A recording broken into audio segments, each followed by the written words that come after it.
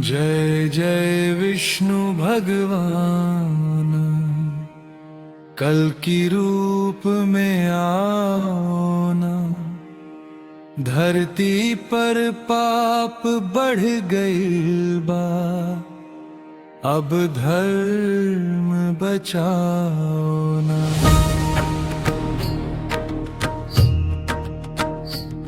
सफेद घोड़ा पर सवार होके, हाथ में तलवार उठाई बस।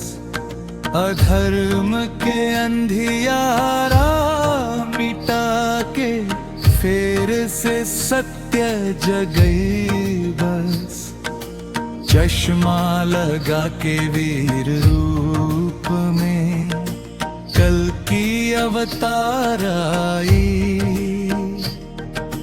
पापी लोग कांप गुची सब, जब धरती पर छाई। आ गई ले विष्णु भगवान, कल की अवतार में। धरती के रक्षा पकड़ी अपने अवतार में। हर हर महादेव गूंजे, जय श्री विष्णु नाम। विष्णु देवर गावे गए, भक्ति से भरली गाँव। कलयुग के अंत करी है, नया सवेरा लाई। भक्तन के दुख हरि के,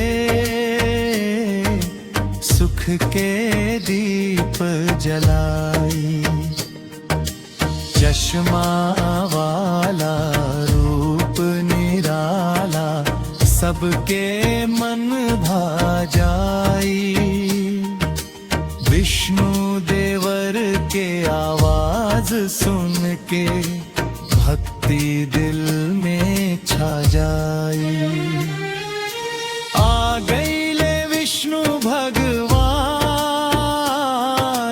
कल की अवतार में। धरती के रक्षा करी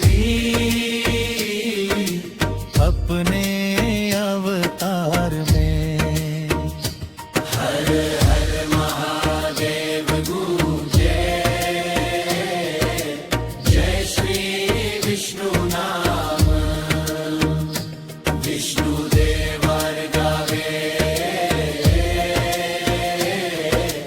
भक्ति से भरली गान। कलयुग के अंत करी है, नया सवेरा लाई। भक्तन के दुख हरि के, सुख के दीप जलाई।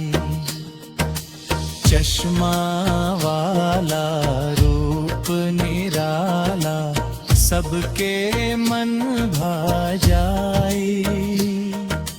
विष्णु देवर के आवाज सुन के, भक्ति दिल